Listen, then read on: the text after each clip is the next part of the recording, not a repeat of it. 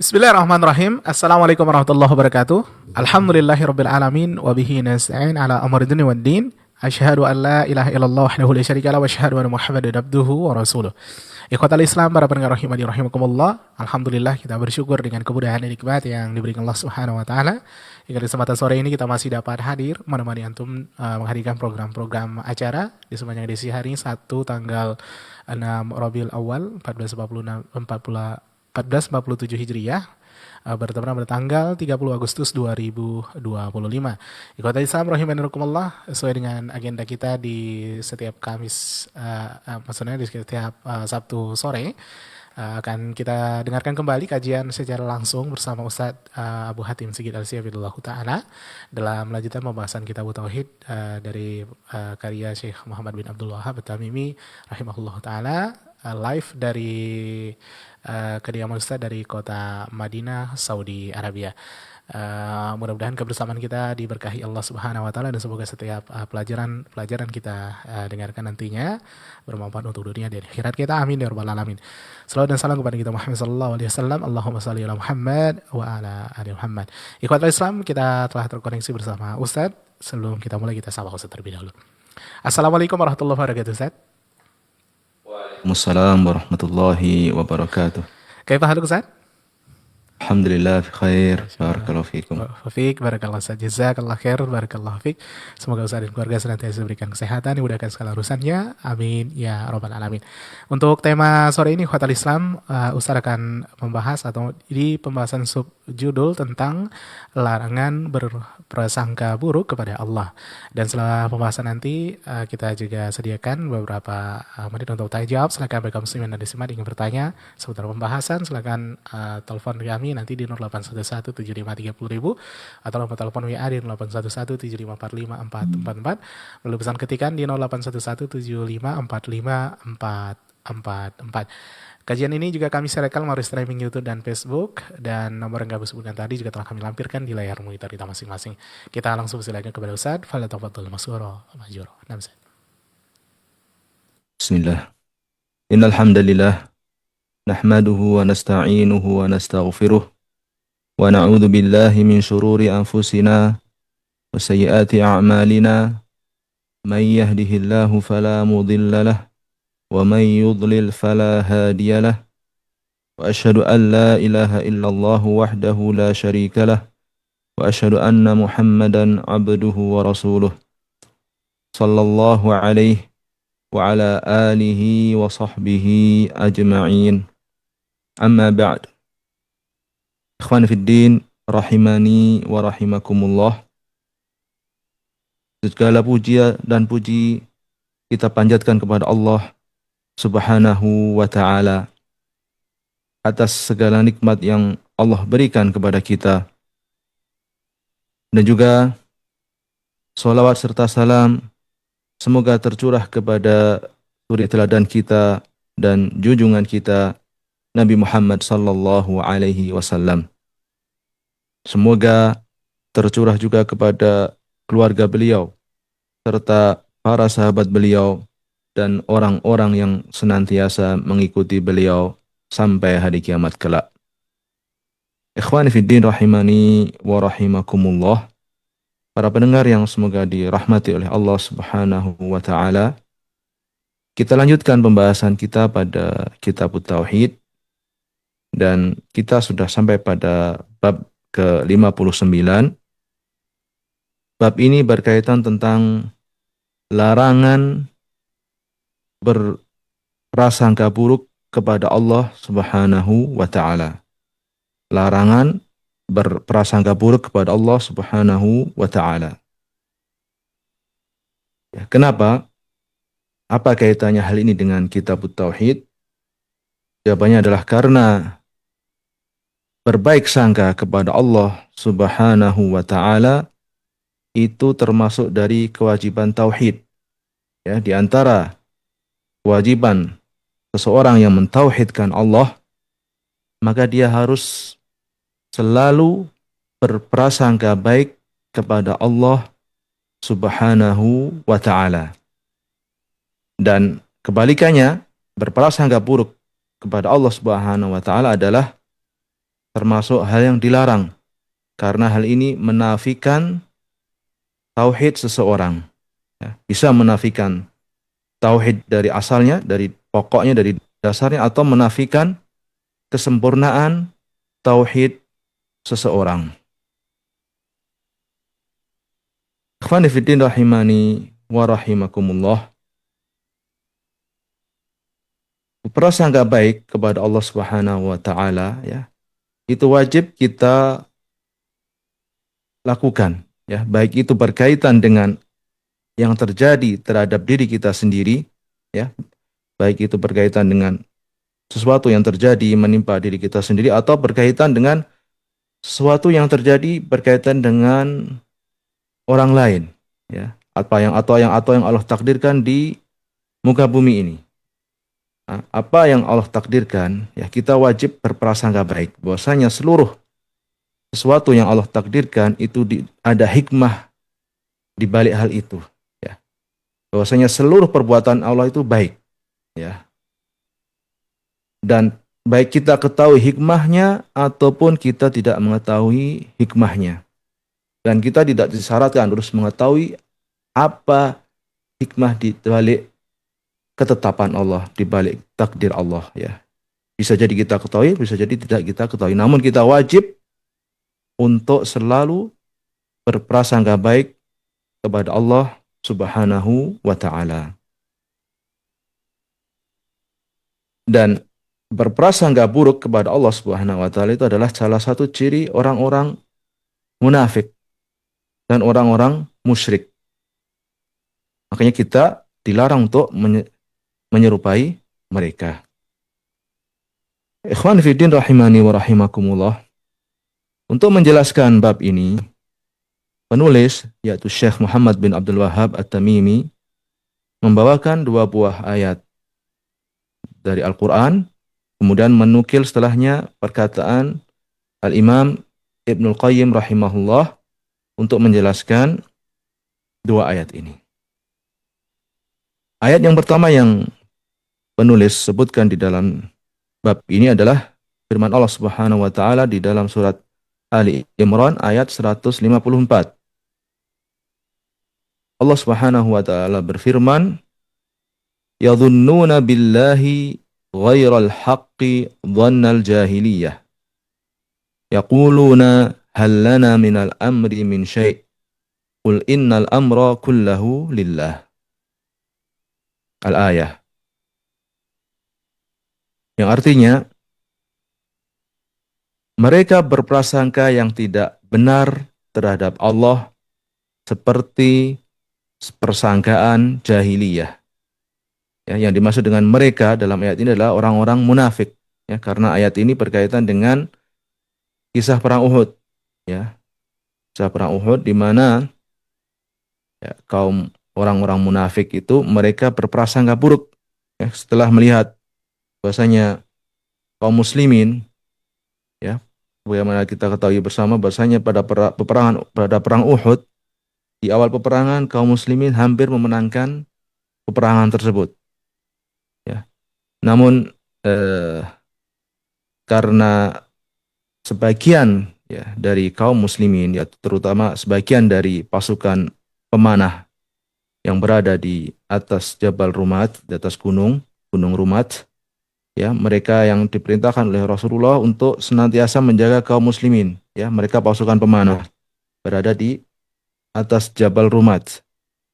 Karena melihat kaum musyrikin sudah hampir kalah, ya, mereka sebagian sudah berlari pergi meninggalkan, maka sebagian dari pasukan pemanah ini mereka turun, ya, turun dari gunung, dari Jabal Rumat tersebut, ya, untuk mengambil ghanimah, ya, untuk mengambil ghanimah.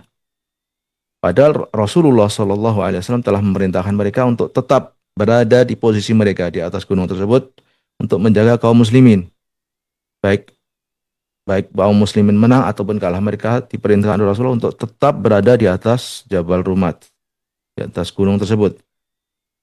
Dan pemimpin pasukan pemanah itu yaitu Abdullah bin Jubair sudah juga tetap berada di posisinya. Dia taat. Namun sebagian ya pasukan pemanah turun ya atau sebagian besar turun karena ingin ikut mengambil ghanimah.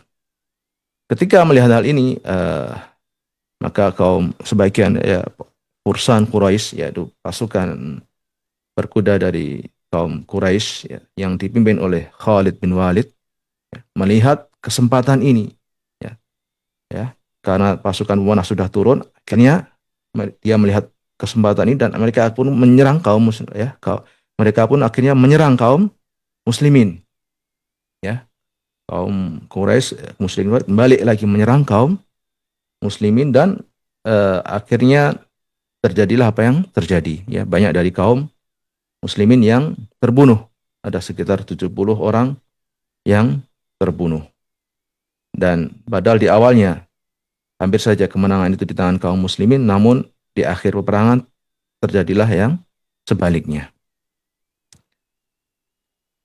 Ikhwani fiddin rahimani wa rahimakumullah. Dalam ayat ini ya Allah sebutkan bagaimana sikap kaum munafik ya. Mereka ya melihat hal ini, mereka pun ya pada peperangan Uhud tersebut mereka berprasangka dengan persangkaan yang buruk terhadap Allah Subhanahu wa taala ya. Mereka menyangka bahwasanya Allah tidak akan menolong rasulnya, tidak akan membela hamba-hambanya ya. Ini adalah persangkaan jahiliyah ya, persangkaan jahiliyah ya. Segala sesuatu yang dinisbatkan kepada jahiliyah itu adalah masa sebelum datangnya Islam ya, sebelum diutusnya Nabi Muhammad SAW ya. Segala sesuatu yang disandarkan kepada jahiliyah ini sebagaimana dijelaskan para ulama adalah hukumnya muharram ya, hukumnya haram ya, hukumnya terlarang ya. Jika ada sesuatu disebutkan ini adalah perbuatan jahiliyah atau persangkaan jahiliyah atau intinya dinisbatkan kepada jahiliyah, ini menunjukkan bahwanya hukumnya adalah muharram, hukumnya adalah terlarang ya. Di sini Allah berfirman yadhunnuna billahi ghairal haqqi dhannal jahiliyah. Mereka yaitu yaitu orang-orang munafik itu berprasangka yang tidak benar terhadap Allah, yaitu berprasangka buruk ya, seperti persangkaan jahiliyah, dhannal jahiliyah. Apa? Yaquluna hal lana minal amri min syai'. Mereka mengatakan, apakah ada bagi kita sesuatu, yaitu hak campur tangan dalam urusan ini? Qul innal amra kullahu lillah. Maka Allah perintahkan pada Nabi untuk katakanlah wahai Nabi, innal amra kullahu lillah. Sesungguhnya urusan itu seluruhnya ada di tangan Allah Subhanahu wa taala. Dan lanjutan dari ayat ini, yukhfuna fi anfusihim ma la yubduna lak. Ya, Allah katakan bahwasanya mereka kaum munafik itu, orang-orang munafik itu menyembunyikan di dalam hati mereka apa-apa yang tidak mereka tampakkan kepadamu. Yaquluna law kana lana minal amri syai'un ma qutilna hahuna. Ya, mereka mengatakan kalau saja ada bagi kami campur tangan dalam urusan ini, niscaya kita tidak akan terbunuh di sini. Mereka mengatakannya orang-orang munafik ya. Setelah kejadian ya, setelah terjadilah apa yang terjadi pada peristiwa perang Uhud tersebut ya, mereka mengatakan kalau seandainya ya, kami punya hak atau campur tangan dalam urusan ini, niscaya kita tidak akan terbunuh di sini. Yang maksudnya adalah sebagian kaum muslimin yang terbunuh. Maka Allah perintahkan Rasulnya untuk mengatakan, qul, ya, katakanlah wahai Nabi, lau kuntum fi buyutikum labarazal ladzina kutiba alaihimul qatlu ila madaji'ihim. Ya, katakanlah wahai Nabi ya, untuk menjawab sangkaan orang munafik itu, qul, katakanlah lau kuntum jika seandainya ya, lau kuntum fi buyutikum, seandainya kalian berada di rumah kalian, labarazal ladzina kutiba alaihimul qatlu ila madaji'ihim, maka orang-orang yang telah Allah takdirkan bakal terbunuh pasti dia akan keluar di tempat dia terbunuh. Ya. Kalau seandainya kalian berada di rumah kalian dan tentu orang-orang yang telah Allah takdirkan bakal terbunuh, ya pasti dia akan keluar di tempat dia terbunuh. Waliyabtaliyallahu ma fi sudurikum. Ya. Dan hal ini Allah perbuat untuk menguji apa yang ada di dalam dada-dada kalian. Waliyumahhisa ma fi qulubikum, dan untuk membersihkan apa yang ada di dalam hati-hati kalian. Wallahu alimun bidzatis sudur. Dan Allah Maha mengetahui apa yang berada di dalam hati seseorang, ya. Apa yang di dalam berada di dalam hati. Ikhwani fiddin rahimani wa rahimakumullah. Ya, pada ayat ini Allah menceritakan tentang ya orang-orang munafik ya pada perang Uhud. Ya, mereka berburuk sangka kepada Allah Subhanahu wa taala. Ya, mereka mengira bahwasanya Allah tidak akan menolong Rasulnya, dan Allah tidak akan membela hamba-hambanya yang beriman. Dan ini adalah persangkaan orang-orang jahiliyah yang tidak mengenal Allah dengan sebenar-benar pengenalannya. Ya. Orang-orang munafik itu berkata, ya mereka mengatakan, ya kami tidak punya pendapat dalam urusan berperang, ya untuk keluar berperang, ya. Ya, kalaupun kami punya, tentu kita tidak akan keluar, ya tidak akan keluar ke Uhud. Ya, namun apa ya, Allah perintahkan kepada nabinya untuk mengatakan sesungguhnya segala sesuatu, segala urusan itu berada di tangan Allah, ya. Sesuatu berada di tangan Allah. Artinya Allah lah yang menetapkan, Allah lah yang mentakdirkan segala sesuatu. Dan Allah juga telah menakdirkan agar kalian keluar ke Uhud, ya, untuk perang. Ya. Dan Allah sebutkan ya di dalam ayat ini ya apa yang Allah tampakkan, apa yang ada di dalam hati-hati orang munafik. Ya. Hati dalam orang munafik. Mereka mengatakan kalau seandainya kami punya pilihan atau punya wewenang, ya seandainya Rasulullah mengikuti kami, mendapat kami, pasti kita tidak akan terbunuh di sana, tidak akan tertimpa kekalahan, ya. Maka Allah katakanlah ya, kalau seandainya kalian berada di rumah kalian dan Allah tetapkan ya orang-orang sebagian orang ini akan meninggal, pasti mereka akan keluar juga di tempat terbunuhnya. Dan Allah melakukan hal ini untuk melihat untuk menguji apa yang ada di dalam hati-hati kalian, untuk membedakan mana yang beriman dan mana yang dipenuhi kemunafikan di dalam hatinya. Dan Allah Maha mengetahui isi hati dari hamba-hambanya. Ikhwani fiddin rahimani wa rahimakumullah. Ya.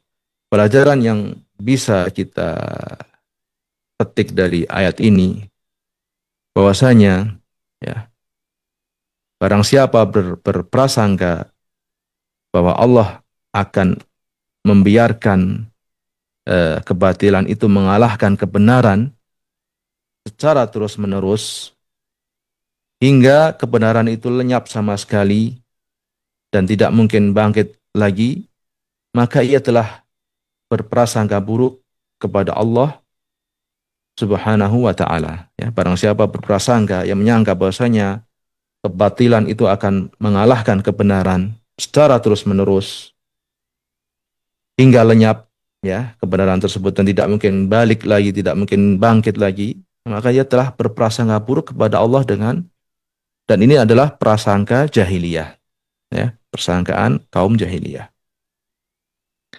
Kemudian faedah berikutnya yang bisa kita petik dari ayat ini adalah bahasanya Allah memiliki hikmah, ya, Allah memiliki hikmah, ya, dalam membiarkan kebatilan sesekali tampak menang. Ya, Allah ada hikmah di balik itu, ya. Ya sebagaimana kisah perang Uhud, ya, di mana kaum Quraisy, musyrikin Quraisy berhasil memenangkan peperangan, ya. Ya, Allah ada hikmah di dalam situ, kenapa Allah mentakdirkan hal ini, ya. Ada hikmah. Di sana ada hikmah yang bisa jadi kita tidak ketahui, ya. Ya, bisa jadi Allah sebutkan hikmah tersebut atau tidak Allah sebutkan, ya. Dan para ulama, ya, mereka ahli ilmi mereka berusaha menggali hikmah hal ini, hikmah dari apa yang Allah takdirkan. Ya. Di antara hikmahnya adalah pada perang Uhud tersebut nampak ya mana terbedakanlah orang-orang munafik dari orang-orang muslimin, ya, orang-orang yang beriman, ya, tampak, ya, karena pada awal, ya, sebelum peperangan, ya, Abdullah bin Ubay, ya, yaitu gembong munafikin Madinah, yaitu pemimpinnya, dia pun di tengah jalan dia balik lagi dengan sepertiga pasukan, ya, sepertiga pasukan balik, ya, akhirnya tidak ikut berperang. Ya, nampaklah, jadi dengan Allah mentakdirkan sesuatu itu ada hikmah-hikmah yang bisa jadi tidak kita ketahui. Namun seluruh perbuatan hak Allah itu pasti ada hikmahnya. Ya, karena salah satu eh, sifat Allah adalah, atau salah satu nama Allah adalah Al-Hakim. Ya, salah satu makna Hakim yang dijelaskan para ulama adalah bahwasanya seluruh perbuatan Allah itu berdasarkan hikmah. Ya, berdasarkan dengan kebijaksanaan. Ya, Allah Maha bijaksana. Ya, jadi pasti ada kebijaksanaan, ada hikmah di situ. Ya, dalam setiap apa yang Allah takdirkan. Kemudian faedah yang bisa kita ambil dari ayat ini adalah ayat ini menyingkap kebusukan hati orang-orang munafik. Bahwasanya ketika menghadapi ujian dan kesulitan, tampaklah sifat kemunafikan mereka. Dan faedah lain yang bisa kita petik dari ayat ini bahwasanya di sana ada al-qadha wal qadar. Maksudnya Allah telah, ya, menetapkan segala sesuatu itu yang akan terjadi setelah Allah takdirkan, ya, setelah Allah takdirkan.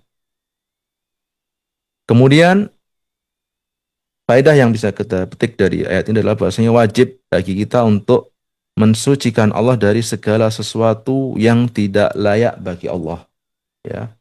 Di antara segala persangkaan yang buruk yang mungkin muncul terbetik dari diri kita terhadap Allah, ya, maka kita wajib mensucikan Allah dari hal-hal tersebut, ya. Kita wajib menghindarkan, ya, diri kita dari berprasangka buruk kepada Allah Subhanahu wa taala.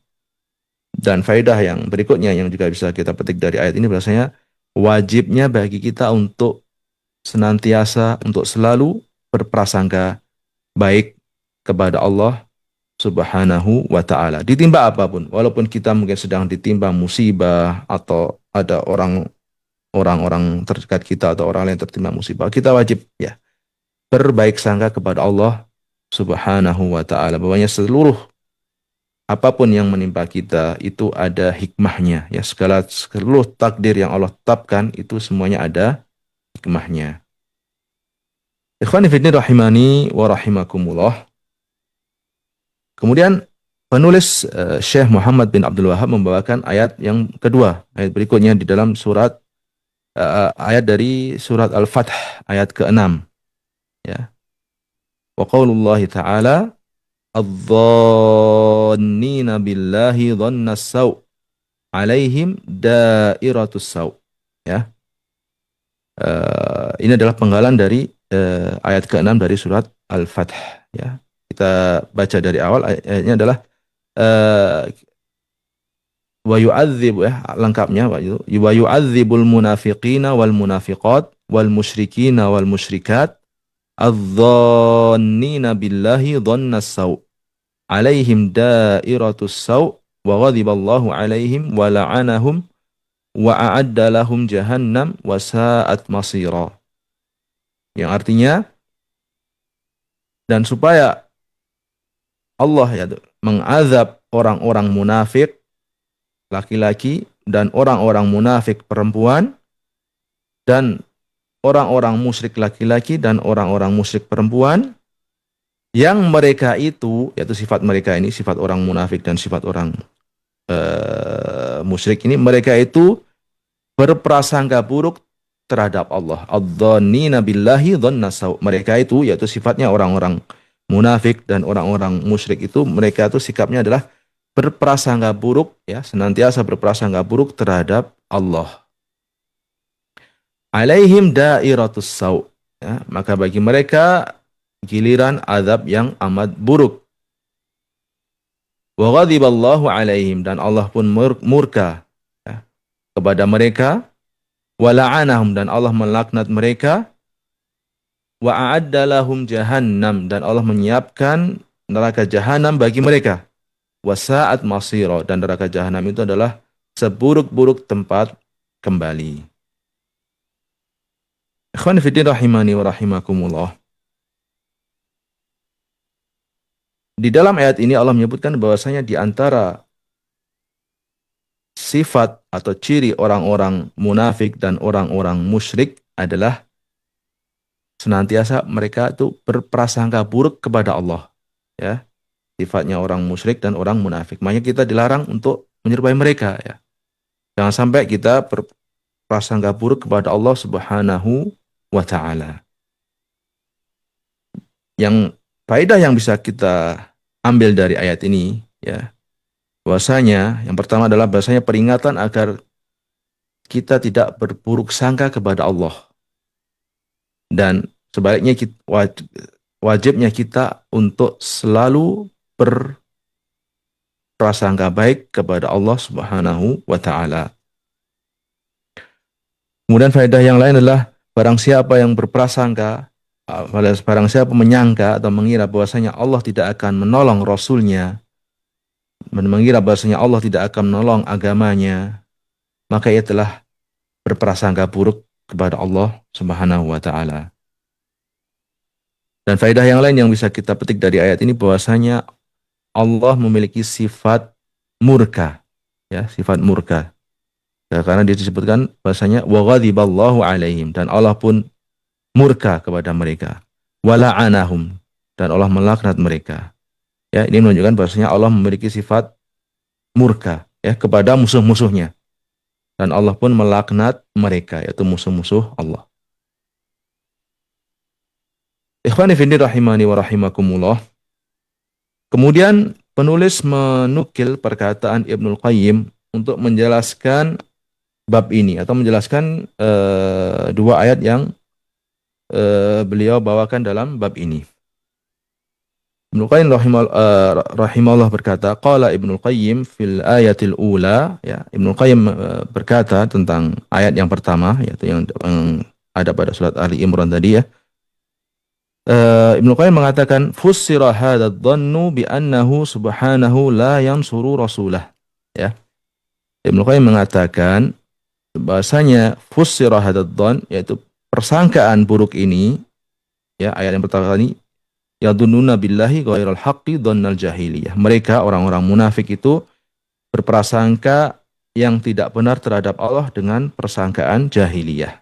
Ya, maka Ibnu Qayyim mengatakan persangkaan ini yaitu ditafsirkan dengan bahwasanya Allah tidak akan menolong Rasulnya, ya. Yang ada di dalam persangkaan orang-orang munafik ini, mereka menyangka bahwasanya Allah tidak akan menolong Rasulnya. Wa anna amrohu sayat mahil, ya, mereka menyangka bahwasanya urusan dia, yaitu urusan Rasulullah, itu akan lenyap, Wa fussira bi anna ma asabahu lam yakun biqadarillahi wa hikmatihi. Dan juga ditafsirkan, ya, persangkaan orang-orang munafik ini adalah bahwasanya mereka menyangka bahwasanya apa yang menimpa mereka, ya, bukanlah dengan takdir Allah atau dengan hikmah Allah, ya. Mereka menyangka hal itu, ya. Yang terjadi, yang menimpa mereka itu bukan karena takdir Allah dan juga karena hikmahnya. Wa fussira bi anna ma asabahu lam yakun biqadarillahi wa hikmatih. Fa fussira bi inkari hikmah wa inkaril qadar wa inkari ayyutimma amra rasulihi wa ayyudhirahu 'ala ad-dini kullih, ya. Jadi persangkaan mereka ini, ya, persangkaan orang munafik itu, ya, berisi tiga hal, ya, ditafsirkan dengan tiga hal. Yang pertama, mengingkari hikmah Allah. Yang kedua, mengingkari takdir Allah. Yang ketiga, mengingkari bahwasanya Allah ya, tidak akan menyempurnakan, bahwasanya dia mengingkari bahwasanya Allah akan menyempurnakan urusan Rasulnya dan memenangkan di atas seluruh agama. Ya, mereka mengingkari hal ini, tiga hal ini, yaitu mengingkari hikmah Allah, takdir Allah, dan mengingkari bahwasanya Allah akan menyempurnakan urusan Rasulnya dan memenangkan agamanya di atas seluruh agama.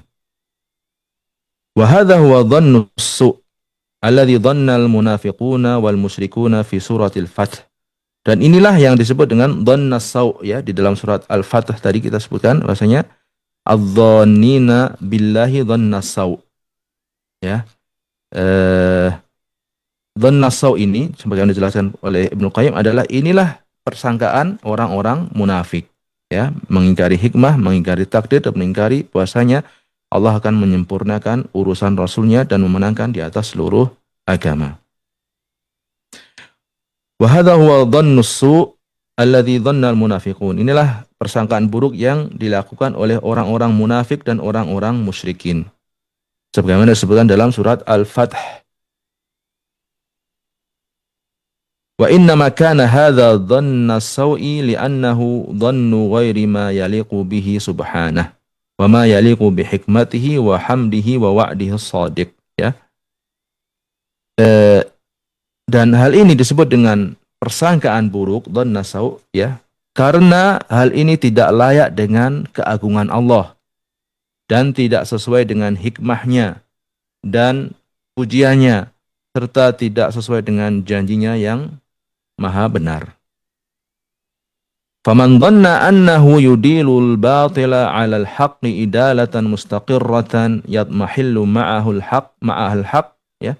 Barang siapa berprasangka bahwasanya Allah akan membiarkan kebatilan itu menang secara terus-menerus hingga kebenaran itu sirna sama sekali, ya, atau ia mengakui bahwasanya apa yang terjadi, ya, itu tidak dengan takdir Allah dan hikmahnya, ya. Au ankara ayyakuna qadarahu, au ankara ayyakuna ma jara bi qada'ihi wa qadarihi, au ankara ayyakuna qaddarahu li hikmatin balighatin yastahiqqu 'alaiha alhamdu. Bal za'ama anna dzalika li masyiatin mujarradah, ya. Yang artinya, atau ia, yaitu mengingkari, yaitu orang-orang munafik itu mengingkari bahwasanya apa yang terjadi itu dengan takdir Allah dan hikmahnya. Bahwasanya atau ia mengingkari atau dia tidak mau mengakui bahwasanya Allah telah menakdirkannya dengan hikmahnya yang sempurna, yang layak untuk dipuji. Lalu ia menyangka bahwa semua itu hanya sekedar terjadi hanya sekedar kehendak Allah tanpa hikmah. Maka fadzalika dhannul ladzina kafaru fawailul lil ladzina kafaru minan nar. Maka itulah persangkaan orang-orang kafir dan celakalah orang-orang kafir itu dari neraka. Kemudian Ibnu Qayyim melanjutkan perkataannya, wa aktsarun nasi yadunnuna billahi dhannas sau' fima yakhtassu bihim wa fima yaf'aluhu bighairihim, ya. Ibnu Qayyim mengatakan ini yang perlu kita perhatikan, ya, bahwasanya beliau mengatakan kebanyakan manusia, ya, berprasangka buruk kepada Allah dalam urusan yang menimpa diri mereka, ya. Kebanyakan manusia maksudnya ini apa, ya, mencakup orang seluruh manusia, baik itu kafir maupun muslim, ya. Ya, kalau dilihat secara keumuman seluruh manusia, ya, maka mulai mengatakan kebanyakan manusia itu berprasangka buruk kepada Allah dalam urusan yang menimpa diri mereka maupun dalam urusan yang Allah lakukan terhadap orang lain. Wala yaslam min dzalika illa man 'arafa Allah wa asma'ahu wa sifatihi wa mujibah hikmatihi wa hamdih.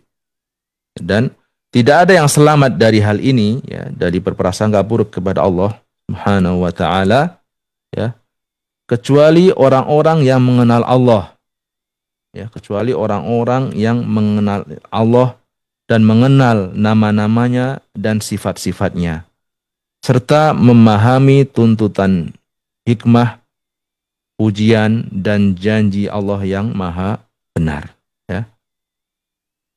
Kemudian Ibnu Qayyim melanjutkan, falya'tanil labib ya, falya'tanil labibu an-nasihu li nafsihi bihadza. Ya, maka hendaknya orang yang berakal dan menginginkan kebaikan terhadap dirinya, hendaknya ia memperhatikan hal ini.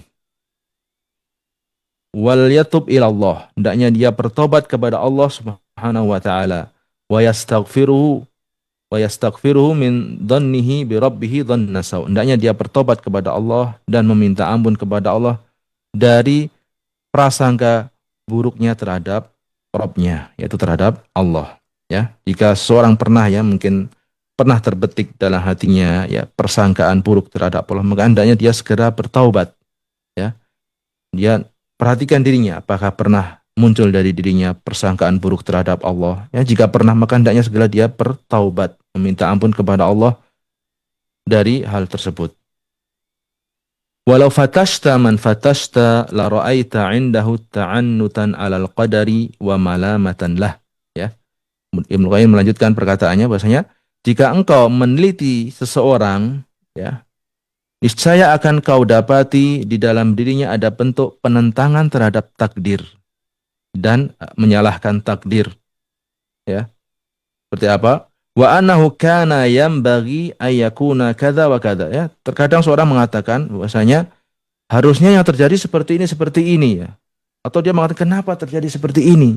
Ya. Seakan-akan dia menginginkan harusnya Allah mentakdirkan yang lain gitu ya.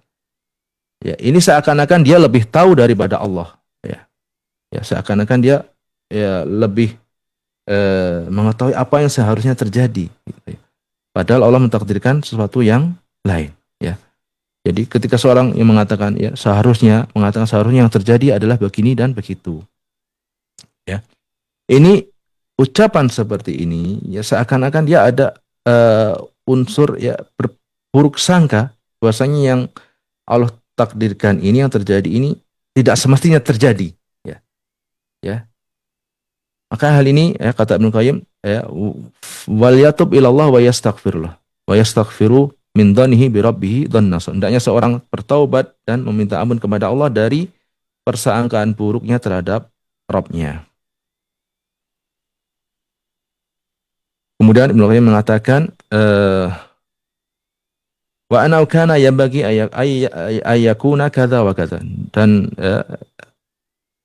mengatakan orang yang berprasangka buruk tersebut mengatakan seharusnya yang terjadi adalah begini dan begitu.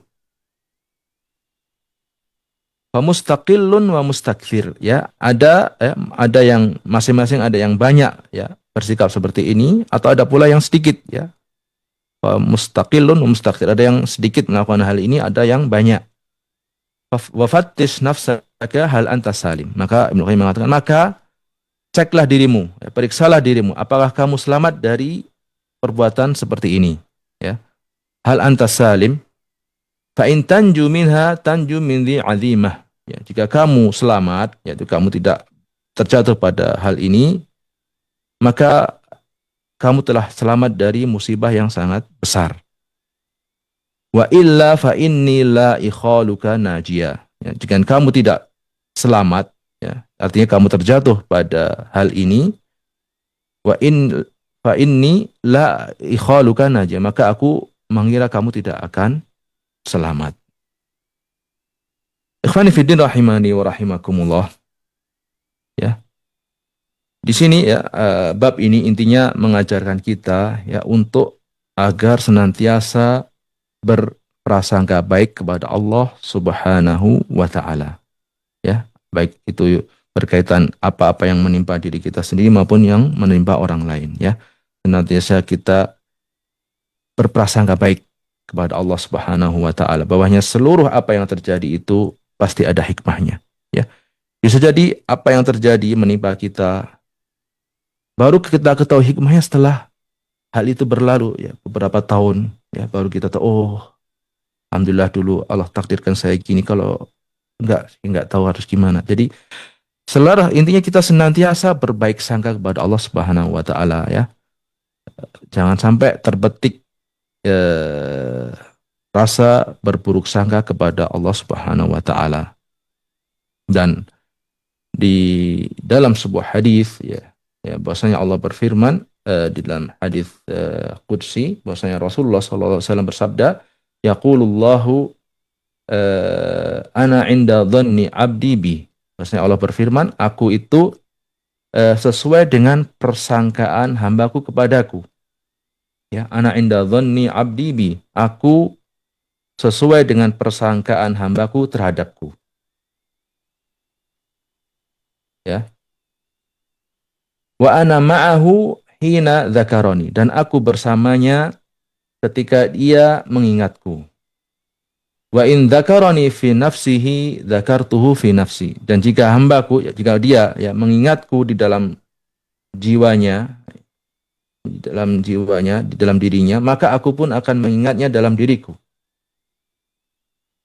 Wa in dzakarani fi mala dzakartuhu fi mala'in hum khairun minhum. Jika dia mengingatku di hadapan suatu kelompok, maka aku akan mengingatnya di hadapan kelompok yang lebih baik dari mereka. Kemudian Allah melanjutkan, wa in taqarraba minni shibran taqarrabtu ilaihi dhira'a. Dan jika dia mendekat kepadaku dengan sejengkal, maka aku akan mendekat kepadanya sehasta. Wa in taqarraba ilayya dhira'an taqarrabtu ilaihi ba'a. Dan jika dia mendekat kepadaku dengan sehasta, maka aku akan mendekat kepadanya sedepa. Wa in atani yamshi ataituhu harwalah. Ya, jika hambaku datang kepadaku dengan berjalan, intinya mendekatkan kepada Allah dengan berjalan, aku akan datang kepadanya dengan berlari kecil. Ya. Ikhwani fi din rahimani wa rahimakumullah, ya. Pada hadis ini kita bisa ambil faedah bahwasanya Allah itu sesuai dengan persangkaan hambanya. Maka hendaknya seseorang senantiasa berusaha berprasangka baik kepada Allah. Karena sikap Allah kepada kita itu sesuai dengan persangkaan kita kepada Allah, ya. Ana inda dhanni abdi bi. Aku sesuai dengan persangkaan hambaku, ya. Makanya jika kita mau berprasangka baik kepada Allah, maka itulah yang akan kita terima dari Allah Subhanahu wa taala. Maka jangan sampai kita berprasangka buruk. Karena itu akan kembali kepada diri kita sendiri. Dan juga hadis ini mengajarkan agar kita senantiasa banyak mengingat Allah, ya. Jangan banyak mengingat Allah, baik itu dalam diri kita sendiri maupun kita ketika bersama dengan khalayak ramai, ya. Karena kalau kita mengingat Allah, Allah akan mengingat kita, ya. Bahkan balasan yang diberikan oleh Allah kepada kita itu lebih besar. Dan juga hadis ini mengajarkan agar kita senantiasa berusaha, ya, mendekatkan diri kepada Allah Subhanahu wa taala, ya. Kita mendekatkan diri kepada Allah dengan berjalan, Allah mendekatkan diri kepada kita dengan berlari kecil, ya. Semakin kita berusaha mendekatkan diri kepada Allah, maka Allah akan lebih mendekatkan kepada dirinya kepada kita, lebih dari usaha kita, ya. Ini mendorong, ya, hadis ini mendorong kita untuk selalu berprasangka baik, ya, memperbanyak zikir dan berusaha mendekatkan diri kepada Allah dengan mengerjakan amalan soleh. Dan balasan yang Allah berikan itu akan lebih besar dari usaha yang kita lakukan. Walaupun itu usaha kecil, maka Allah akan berikan balasan yang lebih besar. Ikhwani fillah rahimani wa rahimakumullah. Demikian pembahasan yang bisa kita sampaikan pada kesempatan kali ini. Mudah-mudahan bermanfaat. Selanjutnya kita kembalikan kepada pembawa acara. Wassallallahu ala nabiyyina Muhammad wa ala alihi wa sahbihi wasallam. Terima kasih Ustaz Barakallahu Fik. Syukron atas penjelasan dari pembahasan telah disampaikan. Ikhwatal Islam rahimakumullah, semoga menambah hasanah ilmu kepada kita dari pembahasan kitab yang telah disampaikan oleh Ustaz di kesempatan sore ini. Nah, ikhwatal Islam rahimakumullah, kita sediakan beberapa menit untuk tanya jawab. Silakan bagi muslimin dan muslimat yang bertanya atau seputar pembahasan yang kurang jelas barangkali ingin ditanyakan, silahkan hubungi dari telepon di 08117530.000 atau nomor telepon WA di 0811754544. Bagi pemirsa dan pendengar yang menyimak kita melalui streaming YouTube dan Facebook, untuk nomor kami sebutkan tadi juga telah kami lampirkan di layar monitor kita masing-masing. Kami ulangi, untuk nomor telepon di 08117530.000 dan nomor telepon WA di 081175454444 dan pesan ketikan di 081175454444. Nah, untuk pertanyaan pertama di sini ada pertanyaan Ustadz, kita coba juga. Silakan. Assalamualaikum Ustadz, mohon jawabannya mengenai kalimat usaha tidak mengkhianati hasil. Artinya kalau kita berusaha sudah pasti ada hasilnya. Nah, saya pernah dengar bahwa kalimat ini kalimat yang sombong kepada Allah karena mendahului takdir Allah. Apakah benar kalimat ini bermasalah, Ustadz? Syukran barakallahu fiik. Baik, berkaitan ucapan ini ya, usaha tidak mengkhianati hasil ya. Ini yang jelas ini bukan hadis Nabi atau apa ya. Ini mungkin sekedar perkataan aja gitu oleh yang diucapkan oleh sebagian orang. Intinya segala sesuatu ya itu terjadi atas takdir Allah, dan Allah juga memberlakukan di alam ini hukum sebab akibat ya. Sesuatu itu Allah takdirkan di dunia ini terjadi dengan adanya sebab dan akibat ya. Walaupun Allah mampu menjadikan sesuatu itu terjadi tanpa sebab, namun karena hikmah Allah ya di dalam kehidupan ini, Allah takdirkan sesuatu itu terjadi dengan sebab dan akibat ya. Allah takdirkan cara untuk masuk surga adalah dengan sebab melakukan amal soleh ya. Ini salah satu contohnya. Allah takdirkan di sana ada rasa lapar, dan Allah takdirkan untuk menghilangkan rasa lapar ini harus ada usaha yang dilakukan oleh manusia, yaitu dengan mengkonsumsi makanan misalnya. Ini adalah hukum sebab akibat ya.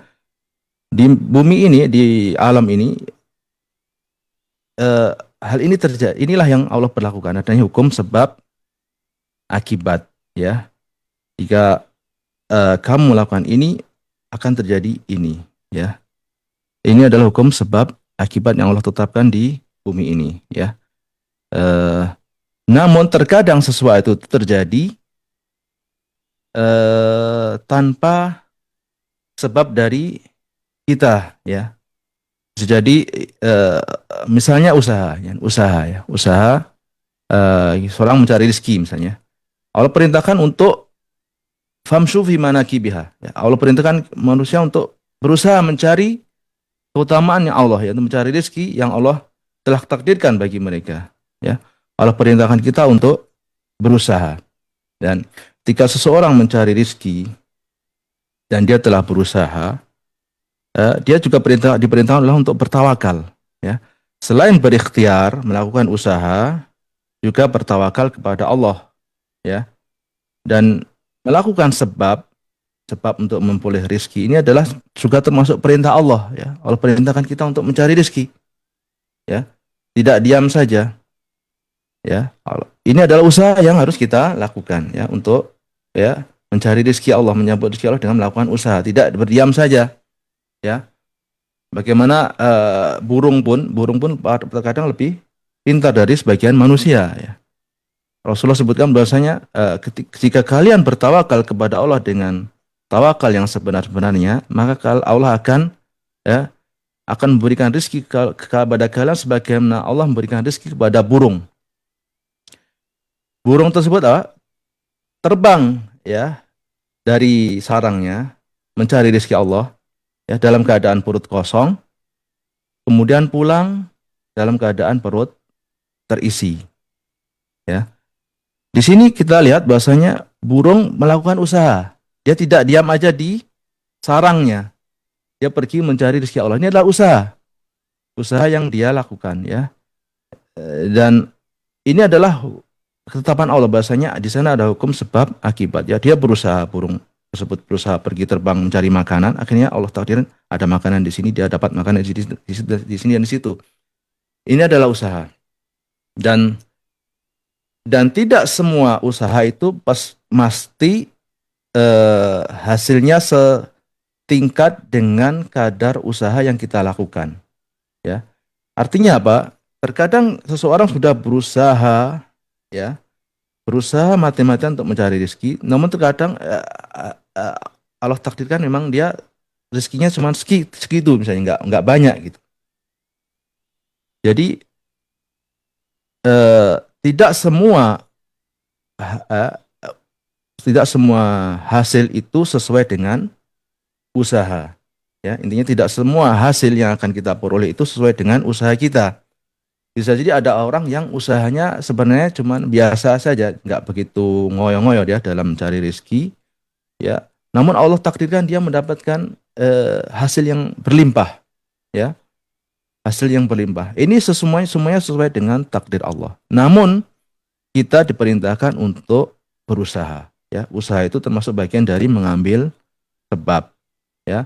Dan ya intinya kita diperintahkan untuk berusaha, ya, agar mendapatkan hasil, dan namun hasilnya akan kita peroleh itu memang tidak selamanya sesuai dengan usaha kita, ya, tidak selamanya sesuai, terkadang sesuai, ya, bisa jadi terkadang semakin dia berusaha hasilnya semakin besar, terkadang juga tidak sesuai. Jadi ungkapan usaha itu tidak mengkhianati hasil ini tidak 100% seperti itu, ya, tidak 100% benar, ya. Bisa jadi eh, hasilnya itu lebih dari usaha yang dia kerjakan, atau bisa jadi hasilnya kurang dari tidak sekadar dengan apa yang telah dia usahakan.